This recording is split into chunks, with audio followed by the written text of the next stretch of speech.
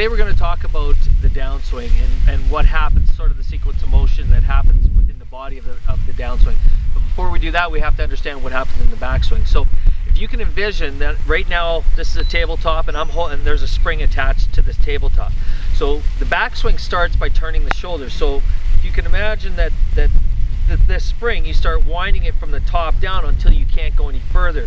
The downswing essentially is just a reversal of that, or you let go of the spring and it automatically unwinds. The very first step is that you have to understand the sequence of motion in the backswing. We've already said that the golf swing is more of a coiling motion. So the coiling motion starts with the upper body or the shoulders. So basically you start by turning your shoulders. As your shoulders turn, your arms and the club head go. You get to about halfway back and now the hips start to rotate as well, so they'll turn half as much as the hips. Then the knee starts to come in a little bit. The last thing that happens is that the weight will come to the inside of your target foot, or your heel might come off the ground a little bit. So basically that leaves about 70% of your weight on your trail foot, which is for right-handed golfers, the right foot. Swing is basically if your heel does come off the ground, your target heel, then you have to place it down.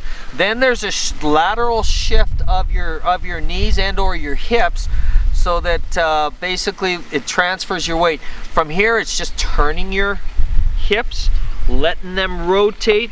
That causes your upper body to rotate through impact, post impact, and of course will send you all the way to your finished position. So making sure that you start your weight transfer from the ground up on the downswing will assist you in creating great torque and making that club travel faster.